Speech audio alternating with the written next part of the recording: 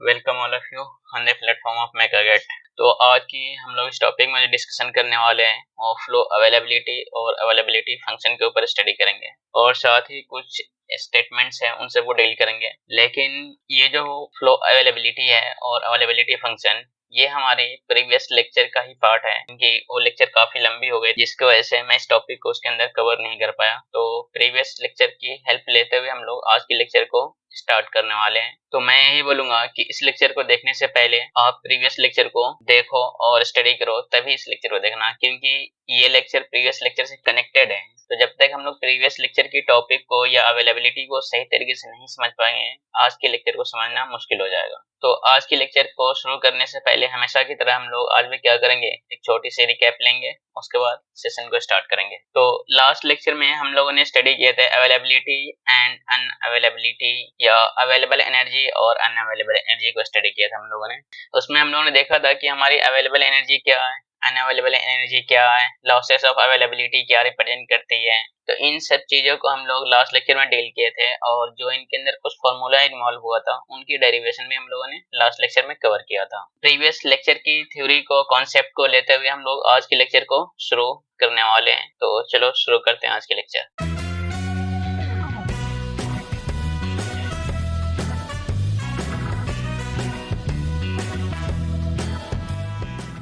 अब ये flow availability और अवेलेबिलिटी फंक्शन है क्या चीज। तो अवेलेबिलिटी फंक्शन को रिप्रेजेंट करने के लिए यहाँ पर फाई सिंबल को यूज करते हैं। तो अब ये फ्लो अवेलेबिलिटी बताते क्या है। बेसिकली अगर हमें कोई भी दो फ्लो अवेलेबिलिटी फंक्शन मिल रही है, अगर दोनों का डिफरेंस ले रहे हैं ना, तो वो जो डिफरेंस की वैल्यू आएगी वो हमें देगी क्या, मैक्सिमम यूजफुल वर्क देगी। That is change in availability. क्या बोला गया है, change in availability function represent the maximum useful work. ये जो डेल फाई है, ये डेल फाई क्या रिप्रेजेंट कर रहा है, ये फाई 1 माने फाई 2, ये चेंज इन अवेलेबिलिटी फंक्शन को ही रिप्रेजेंट कर रही है। तो इसकी जो वैल्यू आएगी वो मैक्सिमम यूजफुल वर्क के बराबर आएगी। अब यहाँ पर एक नोट पॉइंट क्या आ रहा है कि अब मैंने यहाँ पर डायरेक्ट क्या लिख दिया, ए मतलब ये अवेलेबल एनर्जी है। Available energy equal to maximum useful work equal to del phi और चेंज इन अवेलेबिलिटी फंक्शन। क्योंकि लास्ट लेक्चर में हम लोगों ने क्या पढ़ा था कि जो मैक्सिमम यूजफुल वर्क है वो क्या रिप्रेजेंट करती है, वो अवेलेबिलिटी को ही रिप्रेजेंट कर रही है। तो इसलिए अगर हमें फ्लो अवेलेबिलिटी फंक्शन दिया गया है तो अगर हम उसका डिफरेंस ले लेंगे तो मैक्सिमम यूजफुल वर्क को रिप्रेजेंट करेगा ही करेगा, साथ ही साथ वो जो वैल्यू आएगी वो अवेलेबल एनर्जी के इक्वल होगी। तो अब यहाँ पर देखो कि हमारे पास सिस्टम क्या होता है थर्मोडायनामिक्स के अंदर, या तो ओपन सिस्टम होगी या क्लोज सिस्टम होगी। तो जो अवेलेबिलिटी फंक्शन है वो हमारी क्लोज सिस्टम के लिए ये होगी और ओपन सिस्टम के लिए हमारी अवेलेबिलिटी फंक्शन ये होगी। तो क्लोज सिस्टम के लिए जो अवेलेबिलिटी फंक्शन होगी वो u minus T naught S plus P naught V. U क्या यहाँ पर इंटरनल एनर्जी, टी नॉट हमारी एटमॉस्फेरिक टेम्परेचर और फाइनल टेम्परेचर बोल सकते हो, एस क्या यहाँ पर एंट्रोपी, पी नॉट एटमॉस्फेरिक और final pressure, and now V is the volume। Similarly open system के लिए हमारी अवेलेबिलिटी फंक्शन क्या है, यहाँ पर क्या था, इंटरनल एनर्जी है। क्लोज सिस्टम के अंदर, ओपन सिस्टम में क्या होता है कि यहाँ पर एंथैल्पी इन्वॉल्व होता है। तो ये हमारी एच क्या एंथैल्पी को रिप्रेजेंट कर रहा है और ये टी नॉट और एस है। टी नॉट अगेन क्या, फाइनल टेम्परेचर और एस का एंट्रोपी। तो ये तो थी हमारी कि जो अवेलेबिलिटी फंक्शन है वो क्लोज सिस्टम के लिए क्या होगा और ओपन सिस्टम के लिए क्या होगा। तो इसको यहाँ से रिप्रेजेंट कर दिया गया ओपन सिस्टम और क्लोज सिस्टम के लिए। अब हम लोग स्टडी क्या करने वाले हैं कि अवेलेबिलिटी फंक्शन का डिफरेंस अगर हम लोग ले रहे हैं, मतलब मैक्सिमम यूजफुल वर्क अगर हमें निकालना है अवेलेबिलिटी फंक्शन का क्लोज सिस्टम के लिए, तो फिर उसके लिए हम लोग कैसे करेंगे। तो यहाँ पर अवेलेबिलिटी फंक्शन का डिफरेंस ले रहे हैं तो वो मैक्सिमम यूजफुल वर्क के बराबर क्यों होगी या कैसे होगी, इसको अभी हमें प्रूव करना है। तो अभी हम लोग क्या करते हैं कि इसके ऊपर स्टडी करते हैं। तो अभी हमने क्या सीखा था कि availability function for close system क्या होता है, u minus T naught S plus P naught V. और मैक्सिमम यूजफुल वर्क हमने लास्ट लेक्चर में क्या पढ़ा था, यह availability for the close system initial internal energy minus final internal energy minus T naught into initial entropy minus final entropy plus P naught means final pressure, initial volume minus final volume. यहाँ पर ये जो P not है और ये जो T not है, ये फाइनल प्रेशर और टेम्परेचर में इसलिए बोला हो क्योंकि ये एक्चुअली ये डेड स्टेट की कंडीशन को रिप्रेजेंट कर रहा है कि डेड स्टेट की जो टेम्परेचर जो प्रेशर होगी वो हमारी टी नॉट को रिप्रेजेंट करेगी और ये पी नॉट को रिप्रेजेंट करेगी। तो अब क्या किया कि मैंने जो भी इनिशियल टर्म वाले पैरामीटर्स थे उसको एक साथ कर लिया और जो फाइनल पैरामीटर्स वाले टर्म थे उसको हमने एक साथ कर लिया। तो हमें देखने को क्या मिल रहा है कि जो इनिशियल टर्म और फाइनल टर्म वाले जो पैरामीटर्स है ये सारे क्या हो रहे हैं कि ये अवेलेबिलिटी फंक्शन को ही रिप्रेजेंट कर रहा है। तो ये यहाँ पर इनिशियल वाले है तो मैंने इसको phi1 से रिप्रेजेंट किया और ये हमारे फाइनल कंडीशन है तो इसको मैंने यहाँ पर phi2 से रिप्रेजेंट किया और बीच में साइन क्या आ रहा है, माइनस का आ रहा है। तो इससे क्या प्रूफ हो जा रहा है कि अगर हमें फ्लो अवेलेबिलिटी फंक्शन मिल रहा है तो और हम उसका डिफरेंस निकाल ले रहे हैं तो हमें क्या दे देगी, मैक्सिमम यूजफुल वर्क और अवेलेबल एनर्जी दे देगी। तो ये इसका था बेसिक कॉन्सेप्ट। सिमिलरली अब हम लोग ओपन सिस्टम के ऊपर स्टडी करने वाले हैं। तो ओपन सिस्टम में भी हमने क्या देखा था कि अवेलेबिलिटी फंक्शन की जो वैल्यू होगी वो h minus T naught S होगी। और हमने प्रीवियस लेक्चर में अगेन क्या पढ़ा था कि ओपन सिस्टम के लिए चाहे वो मैक्सिमम यूजफुल वर्क हो और यूजफुल वर्क हो, दोनों की वैल्यू क्या होती है, सेम होती है। और हमने क्या पढ़ा था कि h1 minus h2 minus T naught into s1 minus s2। Again हम लोगों ने क्या किया कि अभी जो प्रोसेस किया था क्लोज सिस्टम के लिए उसी तरह यहाँ पर क्या करेंगे कि इनिशियल पैरामीटर्स वाले टर्म को एक साथ रखेंगे और फाइनल पैरामीटर्स वाले टर्म को एक साथ रखेंगे। तो हमें अगेन क्या मिल गया, क्लोज सिस्टम की तरह ये पूरा phi1 को रिप्रेजेंट करेगा और ये सारे के सारे किसको रिप्रेजेंट करेंगे, ये phi2 को रिप्रेजेंट करेंगे। और ये जो माइनस साइन है ये हमारे यहाँ पर शिफ्ट हो गई। तो अगेन हमें क्या मिल गया, डिफरेंस ऑफ फ्लो अवेलेबिलिटी और अवेलेबिलिटी फंक्शन। एंड ये जो डिफरेंस है या कि ये क्या रिप्रेजेंट कर देगी, ये maximum useful work of the open system. तो अब बात समझ में आ गई होगी ओपन सिस्टम के लिए और क्लोज सिस्टम के लिए हमें मैक्सिमम यूजफुल वर्क कैसे निकालना है अगर फ्लो अवेलेबिलिटी फंक्शन दे रखा है। तो हमें इसमें बात समझने वाली क्या है या कॉन्सेप्ट जो है याद रखने वाली क्या है कि अगर हमारी अवेलेबिलिटी फंक्शन एंथैल्पी के फॉर्म में दे रखी है, मतलब वो कौन से सिस्टम की बात कर रहा है, वो ओपन सिस्टम की बात करेगा। लेकिन अगर हमारी अवेलेबिलिटी फंक्शन इंटरनल एनर्जी के फॉर्म में दे रखी है तो इसका मतलब वो क्लोज सिस्टम की बात कर रहा है। तो अब यहाँ पर अवेलेबिलिटी फंक्शन को हम लोगों ने क्या किया कि डील किया। अब इसी के अंदर एक पैरामीटर आती है इरिवर्सिबिलिटी। ये इरिवर्सिबिलिटी क्या रिप्रेजेंट करती है या इसकी इंपॉर्टेंस क्या है, अभी हम लोग इसको डील करने वाले हैं। अगर हमें इरिवर्सिबिलिटी की वैल्यू अगर निकालनी है तो हमें क्या करना पड़ेगा, दो पैरामीटर्स को फाइंड आउट करना पड़ेगा। वो कौन कौन सी है, पहली हमारी होगी मैक्सिमम वर्क डन और दूसरी होगी एक्चुअल वर्क डन। और दोनों का डिफरेंस ले रहे हैं तो हमें क्या मिल जाएगा, इरिवर्सिबिलिटी मिल जाएगी। लेकिन अगर इरिवर्सिबिलिटी रेट के फॉर्म में पूछ रखी, मतलब पर यूनिट टाइम के केस में, तो उसको यहाँ पर बोलेंगे rate of irreversibility.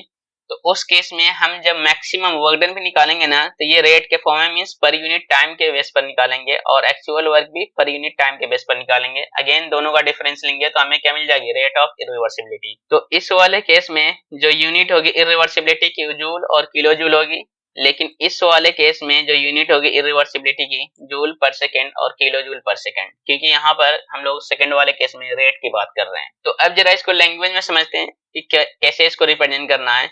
It is the difference between maximum work that is W max and actual work that is W actual। जो भी मैंने समझा दिया कि अगर हमें दो पैरामीटर्स मिल रहा है कि हमारे सिस्टम की मैक्सिमम वर्क कितना प्रोड्यूस कर सकता है और वो एक्चुअल में कितना वर्क प्रोड्यूस कर रहा है, तो इन दोनों का जो डिफरेंस ले रहे हैं तो हमें क्या रिप्रेजेंट कर रहा है, इरिवर्सिबिलिटी को रिप्रेजेंट कर रहा है। तो यहाँ से हमें बात एक समझने को क्या मिल रही है कि देखो हमारे system maximum work done produce करे। मान लो कि हाँ 100 किलो जूल हमारे सिस्टम प्रोड्यूस कर सकती है मैक्सिमम, ये उसकी कैपेसिटी है।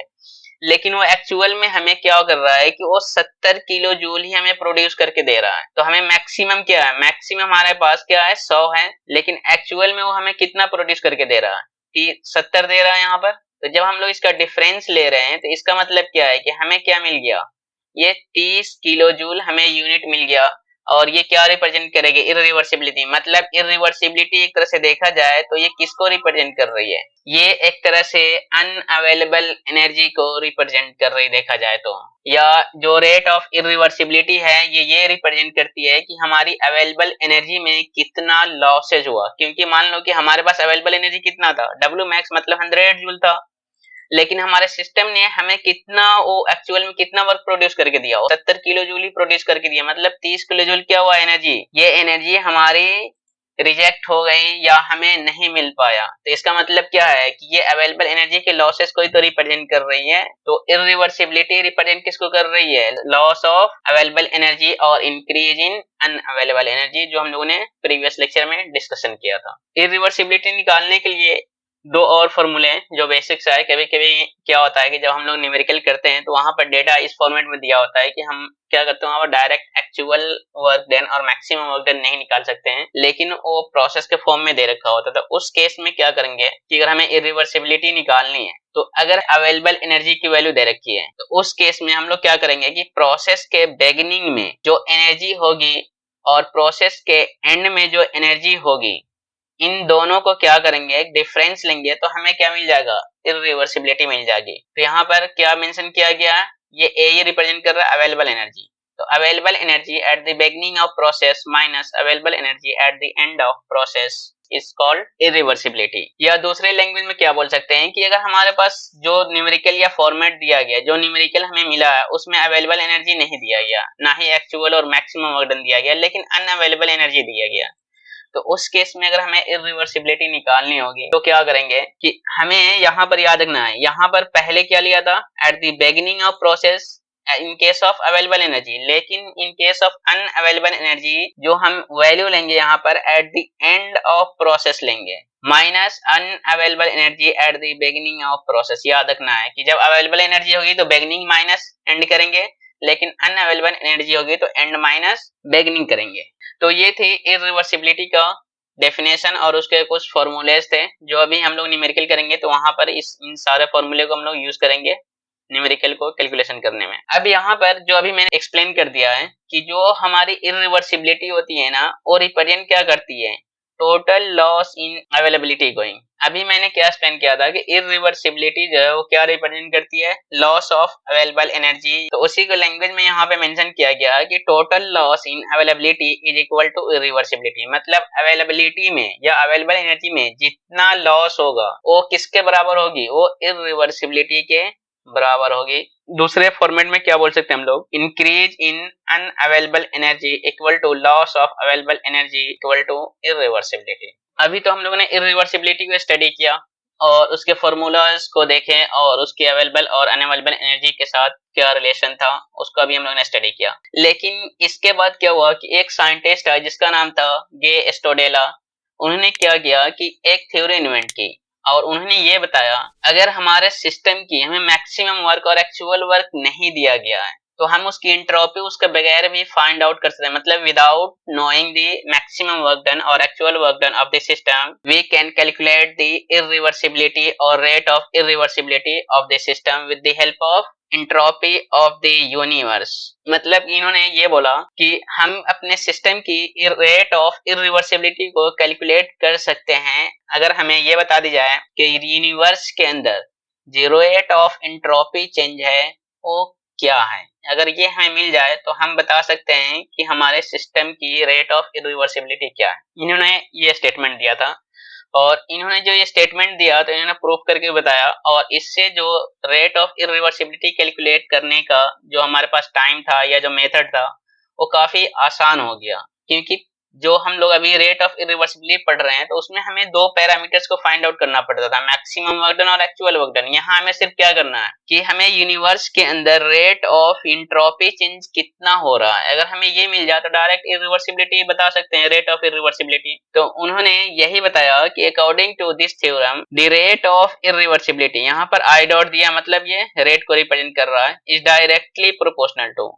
ये वर्ड याद रखना है, is directly proportional to the rate of entropy change of the universe that is delta S dot of universe. तो यहाँ पर हमने क्या मैथमेटिकल फॉर्म में अगर इसको रिप्रेजेंट करेंगे तो क्या मिल जाएगा, rate of irreversibility is directly proportional to rate of entropy change of the universe. तो जब हम लोग इस प्रोपोर्शनलिटी को हटाएंगे तो यहाँ पर कोई ना कोई कांस्टेंट आएगा और वो कांस्टेंट यहाँ पर क्या है, टी नॉट है, और ये टी नॉट क्या रिप्रेजेंट कर रहा है, फाइनल टेम्परेचर या डेड टेम्परेचर को ही रिप्रेजेंट करेगा यहाँ पर। तो हमें क्या मिल गया, rate of irreversibility equal to T naught into delta S dot of universe. किसी किसी बुक में क्या होता है कि ये delta S dot of universe नहीं रहेगा, वहां पर मेंशन रहता है कि रेट ऑफ एंट्रोपी जनरेशन, मतलब एस डॉट जेन। तो रेट ऑफ एंट्रोपी जनरेशन जो है वो rate of entropy change of universe के इक्वल होता है या बराबर होता है।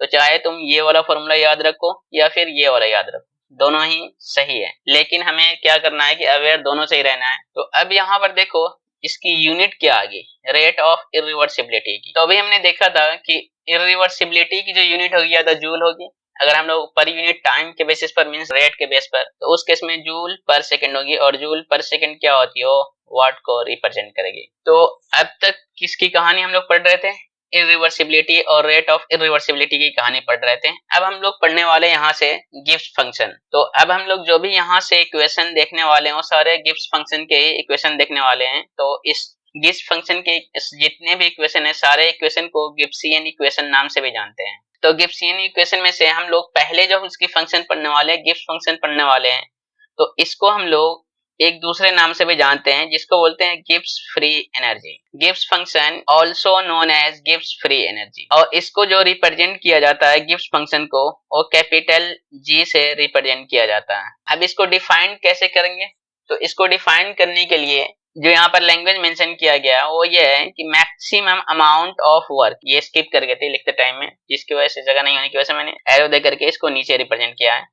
Maximum amount of work that can be extracted from a closed system, ये वर्ड याद रखना है, not open system, from a closed system at constant temperature and pressure. इस यहाँ पर तीन वर्ड हमें याद रखना है। किसी और नाम से भी जाना जाता है जिसको क्या बोलते हैं, गिब्स फ्री एनर्जी। और ये क्या रिप्रेजेंट करती है, ये मैक्सिमम अमाउंट ऑफ वर्क को रिप्रेजेंट करती है जो सिस्टम से क्या कर रहा है, एक्सट्रैक्ट किया गया, और वो हमारे सिस्टम कौन सी है, क्लोज सिस्टम है। लेकिन जब इस वर्क को एक्सट्रैक्ट किया गया था उस टाइम में हमारे सिस्टम की कंडीशन क्या थी, हमारे सिस्टम की condition constant temperature and constant pressure condition थी। तो अब मैंने यहाँ पर गिब्स फंक्शन को रिप्रेजेंट किया, तो ये हमें क्या मिल रहा है कि h माइनस टी एस। अब h माइनस टी एस हमें मिला, तो अब हम लोग क्या कर रहे हैं कि इसके अंदर चेंजेस के साथ जो रिलेशन आएगी उस रिलेशन को हम लोग निकालने वाले हैं। तो इसके लिए हमने क्या किया कि बोथ साइड डिफरेंशिएट किया।